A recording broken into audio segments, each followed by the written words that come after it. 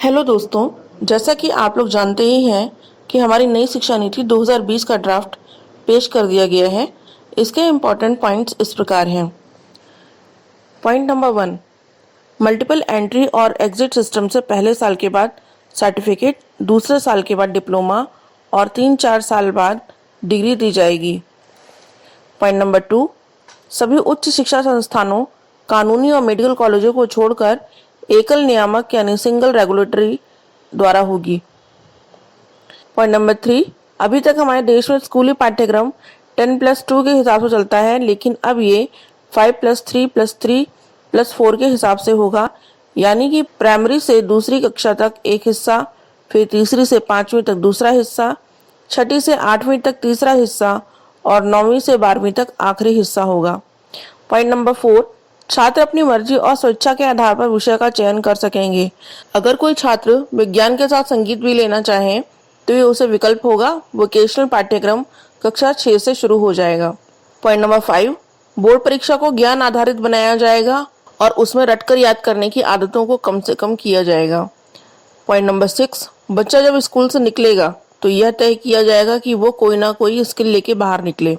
Point number 7, बच्चा स्कूली शिक्षा के दौरान अपनी रिपोर्ट कार्ड तैयार करने में भी भूमिका निभाएगा। अब तक रिपोर्ट कार्ड केवल अध्यापक लिखता है, लेकिन नई शिक्षा नीति में 3 हिस्से होंगे।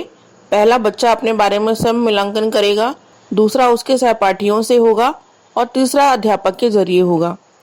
पॉइंट नंबर 8, ग्रेजुएट कोर्स में अब 1 साल पर सर्टिफिकेट, 2 साल पर डिप्लोमा, 3 साल पर डिग्री मिलेगी। अब कॉलेज की डिग्री 3 और 4 साल दोनों की होगी। 3 साल की डिग्री उन छात्रों के लिए जिन्हें हायर एजुकेशन नहीं करना है। पॉइंट नंबर 9, हायर एजुकेशन करने वाले छात्रों को 4 साल की डिग्री करनी होगी। उनके लिए एमए 1 साल में करने का प्रावधान होगा। पॉइंट नंबर 10, जिन्होंने स्कूल कॉलेज ड्रॉप कर दिया है उन्हें भी शिक्षा की पहुंच में लाना। 3 से 18 वर्ष उम्र समूह के सभी छात्र छात्राओं को 2030 तक स्कूली शिक्षा के छत तले लाना।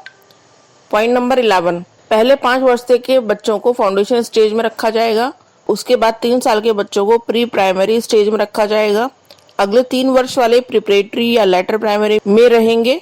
मिडिल स्कूल के पहले 3 साल में छात्रों को अपर प्राइमरी समूह में रखा जाएगा। कक्षा 9 से 12वीं तक के छात्र सेकेंडरी स्टेज में होंगे।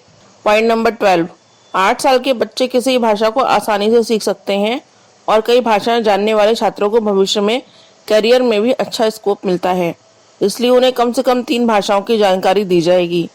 पॉइंट नंबर 13, 3 लैंग्वेज फार्मूला पर ध्यान। स्थानीय क्षेत्रों और वहाँ की संस्कृति को ध्यान में रखते हुए इसे पिछली शिक्षा नीतियों की ही तरह रखा जाएगा। पॉइंट नंबर 14, कक्षा 6 से 8 तक छात्रों को भारत की भाषा और उससे जुड़े हुए इतिहास एवं साहित्य संसाधन से परिचित कराया जाएगा। समृद्ध भाषाओं को बनाए रखने के लिए जरूरी है। पॉइंट नंबर 15, फिजिकल सक्रियता पर विशेष ध्यान दिया जाएगा। खेल, योग, मार्शल आर्ट्स, व्यायाम, नृत्य और बागवानी संबंधित गतिविधियों में बच्चों की सक्रियता बढ़ाई जाएगी। स्थानीय शिक्षकों को इसके लिए प्रशिक्षित किया जाएगा। पॉइंट नंबर 16, सभी राज्यों में पठन पाठन पर नजर बनाए रखने के लिए स्वतंत्र स्टेट स्कूल रेगुलेटरी बॉडी का गठन किया जाएगा। ये सभी राज्यों में अलग अलग होगी। पॉइंट नंबर 17, प्रपोजल्स की सफलता के आधार पर रिसर्च के लिए पर्याप्त फंड्स मुहैया कराए जाएंगे। सभी विषयों में रिसर्च को बढ़ावा दिया जाएगा।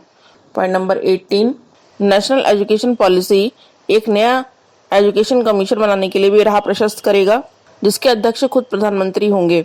शिक्षा के परिदृश्य में समीक्षा, बदलाव, निगरानी के लिए यही संस्था कार्य करेगी।